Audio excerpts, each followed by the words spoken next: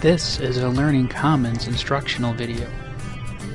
This video is part 1 of how to do APA formatting in the 6th edition. This video is going to give you some of the basic and just the general guidelines for how to set up your research paper. Now, what exactly is APA formatting? Well, APA stands for American Psychological Association, and APA formatting is their approved way to structure and cite a research paper. They come up with these rules and guidelines so that every research paper and all the different journals that are available out there are all formatted the same way, so you know how to read each one properly and how to find certain bits of information out of each paper. Like I said, the APA formatting is just really, the whole purpose of it is to make the research paper look a certain way wherever it's printed, so that whoever is reading it can find the different parts of information that they need, because they know exactly where it would be regardless of the publication that it's in. Now, why do you have to do APA formatting? That's because APA format is pretty much universally accepted across all academic institutions. This way, your instructor can read your paper properly. If you follow the APA format properly, your instructor would know where all the different parts of research paper are. They can make sure that you cited all your information correctly, and then you can get a better grade. So let's go ahead and start to do the general formatting of your paper. So first, why don't you scroll up to the top and look for the font section. Over in the corner there's a little arrow. Go ahead and click on that little arrow. This is going to open up the font menu. Now here we're going to set the default for APA. So first, the font style here needs to be Times New Roman. You can just search for time and it pops up and select Times New Roman. You want it to be regular style and it needs to be 12 point. Now APA is printed on white paper with black ink, so you can go ahead and select the font color and put it to black. And now if you go down to the bottom, you can click Set as Default and just change it for this document only. Now what you're doing with this is you're telling Microsoft Word to use 12 point Times New Roman font for everything that you type.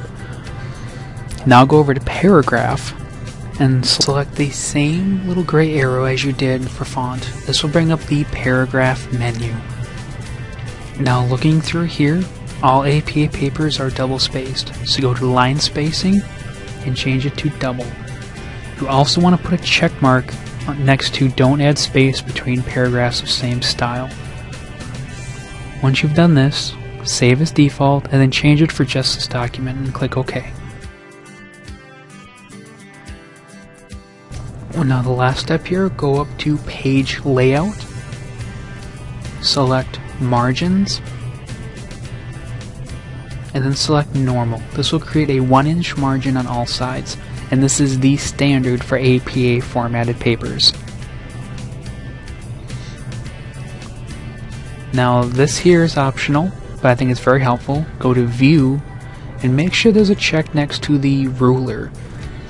This will put a ruler on the top of your paper and on the side of your paper. This will make lining up everything a lot easier.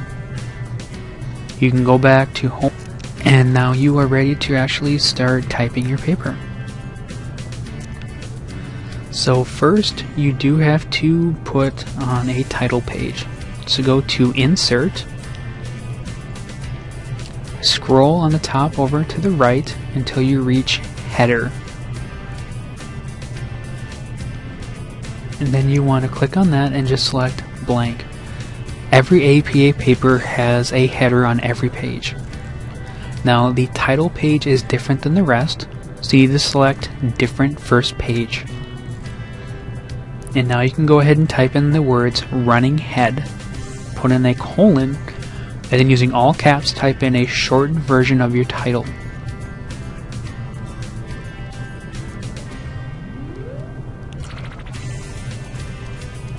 Once that's done, you can hit Tab one time, and that should bring your cursor all the way to the right. Look at your ruler to make sure you're all the way over.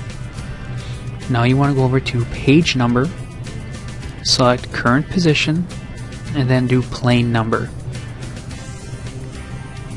This way we're going to put a running head to identify every sheet of paper in your APA formatted paper, and there's going to be a page number so you can put them in order even if they get dropped. Once you finish with the header, you can just click close, and now you want to hit enter a few times, and you want to bring your cursor down to about the 2-inch mark. This is where the ruler starts to come in handy. Bringing the cursor down the 2-inch mark drops it about 1/3 of the way down the page. You want to center justify your text, and now you want to type in the full title of your paper, and you want to capitalize every important word and any word over 5 characters.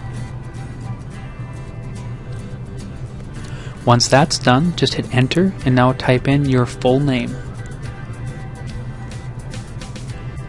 After that, hit enter one more time, and you want to type in the institution you're writing from. In your case, this will be Wisconsin Indian Head Technical College. Once you finish that, you just hit enter. Now you want to go back to the top of the page, go to Insert, and select Page Break. This is telling Microsoft Word that that first page is done. So now your title page is completely typed, separate from the rest of the body, and now you can start typing the main part of your paper. You just need to double click on Type Text, and now you're going to create the header that's going to run through the rest of your paper. So again, using all caps, type in the title of your paper, this time without the words running head. And then again, you're going to hit tab one time, go all the way to the right. You can double check by looking at the ruler. You're going to go to page number, current position, simple plain number. And once you close this header, you don't have to mess with this again for the rest of your paper. Now, with your text being justified in the center, you want to type out the full title of your paper. And this needs to look exactly the same as it is on your title page.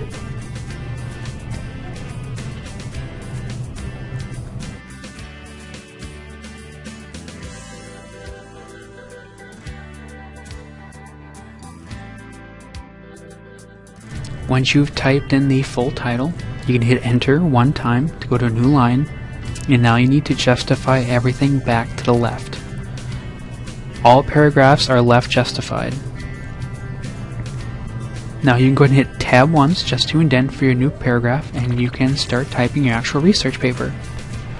Now, it's very important to go ahead and start typing in all your in-text citations right now. Even if you're not sure how to do it, just make a guess, you can change it later, but this way you know where all of them have to be. It's really hard to go back later and do it again. And you just want to keep on typing here, and Word will automatically word wrap and bring you down to the next line. Now I'm going to kind of jump ahead here rather than making you guys watch me type the whole thing out.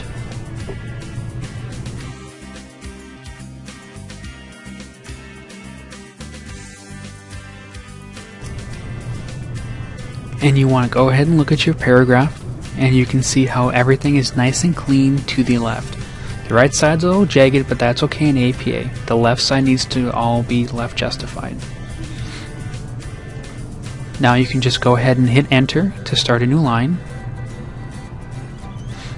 And then you want to tab in one space so your next paragraph is indented. You can look up against the ruler and make sure that everything's all in line, and then you can just type your next paragraph. Again, putting in all your in-text citations, you can go ahead and type out your entire paper now. Again, kind of jumping ahead here, let's just go ahead and say that you've completely typed your entire paper. Now all you need to do is go to a new line by hitting enter once, and then just like we did for the title page, go to the top, select insert, and do a page break. Now this will separate the main body of your paper separate from your reference page. If you scroll down to the new page that was added, you can see your running header and page numbers have both continued on from the main body. You don't have to do anything with those. And now you can start typing your reference page. Now the first thing you need to do for a reference page is at the top you need to center justify. So if you need to, go back to home and select center justify for your text. Now you need to type in the word references. And you can just go ahead and enter to go to a new line, and then you need to left justify everything again just like the main body. And you can go ahead and type out your citations. Now in APA format, you have to have what's called a hanging indent. What this means is the first line is all the way to the left, the second line is tabbed in one space. Now if you just select the second line and hit tab, it actually moves the whole thing over. And obviously that's not correct. So to properly do a hanging indent, go up to the top of your ruler here. The top triangle controls your first indent. The bottom triangle creates the hanging indent. So just click on that first triangle and drag it over about ½ an inch on the ruler. And this makes every line after your first tab in one space. And after you've completed the citation, you hit enter, and then you're on a whole new line. You automatically go all the way to the left again. So just go ahead and type in your next citation. And I'm going to show you here that as you keep typing, every line after the first is tabbed in. So whether it's 2, 3, 4, 5, 6 lines long, everything but the first line is tabbed in that one space.